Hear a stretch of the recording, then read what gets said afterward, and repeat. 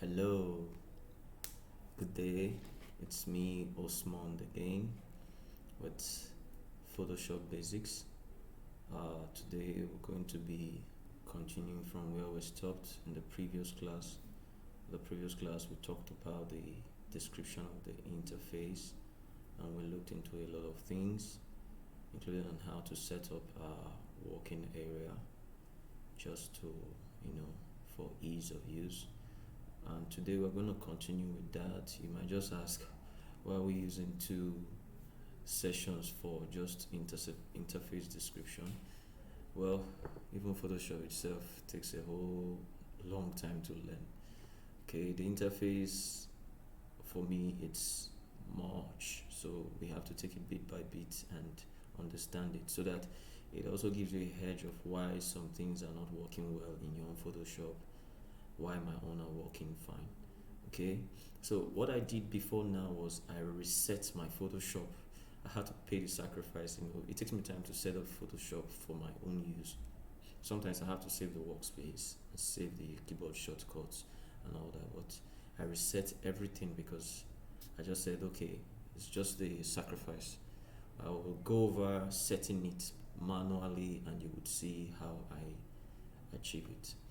All right, so first of all, we have gone through creating new, so I'll just go okay, we have a default Photoshop size here. You could see this maybe by default too, but I think we should go for what we've been used to now, A6, and change this to inches, and I'll continue Photoshop.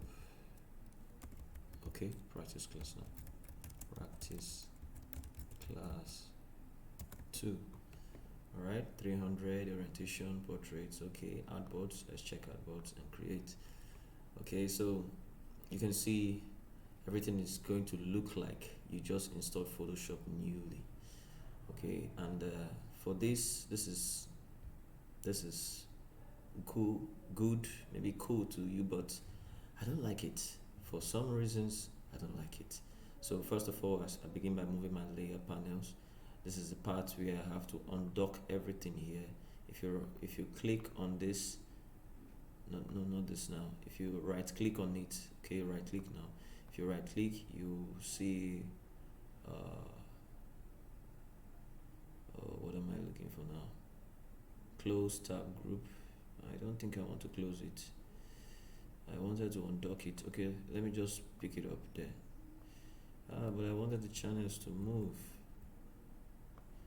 Okay, I think I know what I'm doing now. I'm making an error there. Okay, I'll just move it from here. Yeah, this is it. I'll move it from here. Okay, they've changed a lot of these things before. Sometimes we used to get to see on dock. Okay, so this is where I like to see my layers. Let me just move these channels here. Alright, so the layers, I like to have them here. If you recall it in the previous class, this is how I like to set it. Then the swatches here, colors, I don't really like to see colors. Close, please. Just swatches, gradient, and patterns. Okay, I'm okay with this. Then the properties is okay here. Adjustment, no, I don't do adjustment. I don't do libraries. So just properties. And so now you can see I'm scrolling with my mouse wheel. If you can see my mouse wheel, I'm scrolling with my mouse wheel, but it's instead of scrolling inside out, it's scrolling top to bottom, and I don't like it. Meaning that if you want to scroll in out, you have to hold an Alt. Yeah, so but I don't like it, so I have to go and change this. Okay, I prefer that when I'm scrolling with my mouse button, it's scrolling in out, zoom in, zoom out. That's it. So but now it's up and down, top and bottom. So we'll go to the preference, and to get the preferences, the edit menu, and you go down, scroll down to where you see preferences, or you can press Ctrl K. Let's do the shortcut now. So Ctrl K on your keyboard, and there it pops up. So first of all, this is where we're going to do a lot of settings, but let's set what I just talked about now, which is the zoom thing. So this is a zoom with scroll wheel. On the two section, you see zoom with scroll wheel. So I click on zoom with scroll wheel, and I like it that way. I also like to check the zoom resizes windows, so I like to check that too. Okay, and I click OK. So now watch, I zoom in and out and it's working, so without the alt keys. So see, so but right now if you hold down the alt keys, it will do the opposite. And I prefer that way. I prefer that way because I use in and out often than I use top to bottom. So it's better like this for me. So make sure you get to set your own like that, so that ease of use. All right, so let's go back to the settings.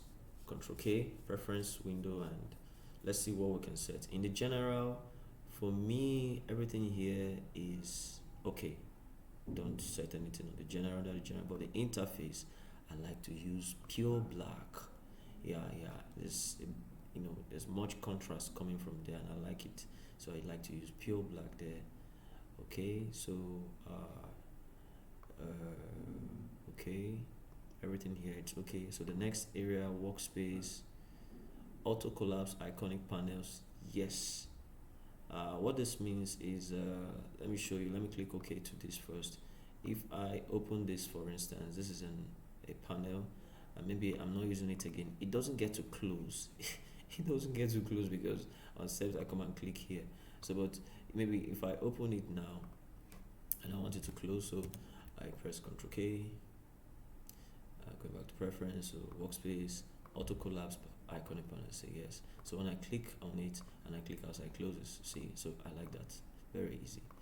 Okay, so let's go back to it. So make sure that is checked also. Then we have the tool section. We just came here now where we came to do the zoom thing, and it's okay for now. So history log, history log. For now, I would say just leave it. File handling, anything here, nothing useful for now. Export, quick export PNG. Yes, I like to use this a lot. It has I think it has a shortcut, but I like to use this as PNG. Okay, performance. Now this performance just depends on your RAM.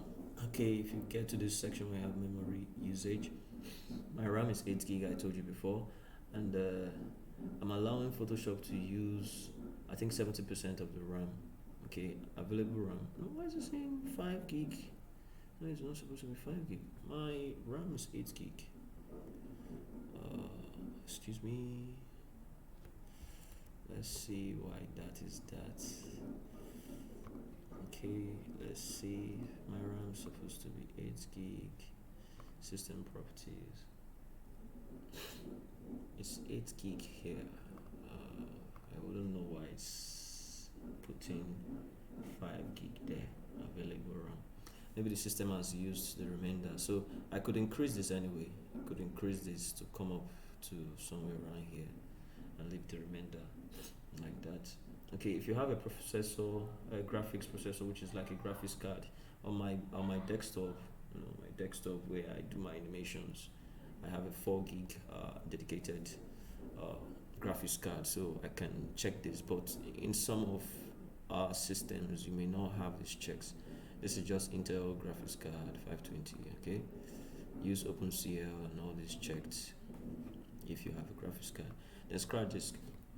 Now this place is for some people whose system is very, very low. I recommend that you have a storage device, like a storage device that's like external, that allows you to use. I have mine here, but it's plugged. I don't want to tamper with it so that it doesn't get to distort. So if you have a storage device, then you can allow it to use the storage device instead of using the C drive. Okay, so you can select this and uncheck this, then tell it the amount to use. But you can see my free space in this storage device is very small, and I have 59 gig. Wow, I'm running out of space there. Okay, I have 59 gig here remaining, and so I think it's preferable for you to use here, because Photoshop needs a large amount of storage space to be able to do all its designs or editing or anything at all. Okay, so just so you know, cursors, nothing here. Just leave all these ones, unit rulers, leave all these ones, plugins, type, pretty. Just leave all these ones. Everything is okay as it is. Just click OK, and you have it set. Okay, one thing now is I don't know about the keyboard, but let me check if the keyboard is set, for instance. Oh, so even the keyboard too is reset. Okay, so I have a keyboard shortcut, like I built a keyboard shortcut, because you can also set your keyboard shortcut through the edit.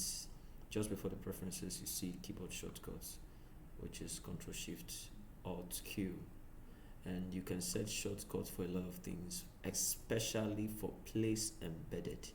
Through the file menu, always try to check if this is application menus, where you have all these menus. So select its application menus, then you scroll down to where you have place embedded. Just click in front of it and put your shortcut. I like to use Ctrl Shift P. Ctrl Shift P is the same shortcut you use for embedding objects in AI, that's Adobe Illustrator. So in CorelDRAW, if you use CorelDRAW, it's Ctrl I. In After Effects, is Ctrl I. In Illustrator, is Ctrl Shift P. And in Photoshop is nothing. So I like to put a shortcut there, and I put Ctrl Shift P. So when I want to do that, or after I've assigned that, just by pressing Ctrl Shift P, I click accept, and that's it. So but for me, I have a keyboard shortcut already that I had, after you have done your keyboard shortcut, you can come here and save all your keyboard shortcut. But me, I already have one set, so I'll just go and install it. Okay, so if you need my keyboard shortcut, you can just request in the link below. I'll send it to you, so that while I'm working, if you want to press the same key I pressed, it would be nice too. Okay, so I go to my Z2 set workspace settings, and okay, this was modified 11th of April, so it's recent. So I just click on open and it applies. So my keyboard shortcut is set now. For instance, if I want to apply Gaussian blur to an object, let me just create an object first. First of all, I don't like how this is. So I create this. Okay, convert to smart object with my Alt F3, so it's working fine now. Place object, Gaussian blur. Yeah, so all the keyboard shortcuts are working fine now. So that's if you to know that my keyboard shortcuts are working. Okay, so that's it for the basic settings. So one thing is, I just showed you how to create a keyboard shortcut, but let me go over it again. Let's say you want to be able to go to the filter menu, like maybe you want to use blur, the blur tool, the Gaussian blur tool. This is a shortcut set here. Motion blur, this is a shortcut set here. I did the shortcut, so you will not see it in your own. All you need to do is either go to the edit menu and select the keyboard shortcut, and you go to the corresponding menu, filter, corresponding menu there, filter, you get under blur, you see the Gaussian blur, you see the keyboard shortcut, you see the motion, you see the keyboard. So if I need a shortcut for radial, maybe I could just set a shortcut Ctrl Alt R, and it could tell you that that same shortcut is already in use and will be removed from 3D render, 3D layer if accepted. Okay, since it's for 3D, let's remove it and let's try something like Ctrl Alt R. And what does it say now? It's already in use. We remove from select, and mask if accepted. Okay, let's remove it because I know I could use that. So let's say Ctrl Shift R, and it says lens correction if accepted. Okay, so it's been used. You just got to look for something that has not been used. Look for something that has not been used and use. So that's just it to set it. Then you can click OK for that. The next thing I want to talk about is the artboards. The last class I actually mentioned artboard, but I discovered I didn't mention some things. I didn't say something. So in the artboards, the shortcut is actually V, but I changed it. Okay, you can actually change a tool's shortcut. Okay, still from the same keyboard shortcut. From this application menus, you go to tools and you have all the tools. So you see the shortcut here was V. You have one thing about Photoshop is that when a particular tool that has all these families of tools, object selection tool, quick selection tool, magic wand tool, they are all having the same shortcut. When you want to select the next one, you hold on shift. Excuse me, please. You hold on shift and you press it. So for instance now, W will give me, let me go back to move to first, and I press W. So W will give me the first object selection tool, but when I hold on shift and press W, I get the next one, okay, which is a quick selection tool. I press W again and I can toggle like that, and I'll come back to where I started. So, but in my own case, I found out that every time I press V, and maybe I pressed it twice, it goes to the artboard. So I don't like it. Because the artboard, whenever you want to use it, could just be drawing something else when you don't need it. So I had to change it to A for artboard. So that's something you will get when you have my shortcut file. Okay, so if I change to A now, to the artboard tool, and I select the artboard by clicking on where the artboard's name was written, we'll have this plus coming out. What this means is that we can click on any of these plus and it will create the same size of artboard on the next that's following it just afterwards. So if I click on this plus here, it creates an artboard similar to the other one above it, and the plus icons come up again, so that if I click here, I create towards the side. If I click the bottom, it creates towards the side, and the plus icon is still there. Okay, so we can keep creating and creating artboards. I do this a lot when perhaps I'm working on a logo project, and definitely I want to have a lot of views so that I can see what I'm doing all together. Okay, so that's one thing about the artboard. Another thing you can do is that if you don't want the same size rolling up, with the artboard tool still active, you can go to just on the side there and click and drag, and you can even reduce it to your taste, and you can even start with that size or continue with that size in that area too. So you see they are not limited.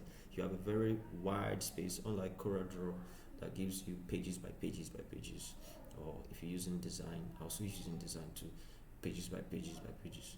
Is it pages by pages? No, it goes down. Sorry, it's CorelDRAW now. So okay, so that's how the artboard is arrayed. Another thing in this artboard is that we can rename it, just like you see now. The one we come to layer, introduction to layer, will have all this talked about. We can rename them. You see artboard 1, artboard 2, artboard 3, artboard 4, artboard 5, up to 12. So we can rename them just by double clicking on the artboard. Make sure you don't double click outside the artboard, but on the written name. So double click, and we can rename the artboard and say begin class, and there we can zoom forward to see it. Okay, I have a keyboard shortcut that I already set, and which is F2. It zooms each artboard, okay? If for instance, or F4 to zoom out all the artboard shows, and I select a particular artboard and press F2. Okay, it's in my keyboard shortcut file, but normally you will find it in the view menu, and you'll find it as fit layer on screen. I had changed fit artboard on screen and fit on screen. Okay, you will find this shortcut different from what you have here, but I don't like that shortcut. I think it's Ctrl+0. I don't like the shortcut, so I prefer to use this.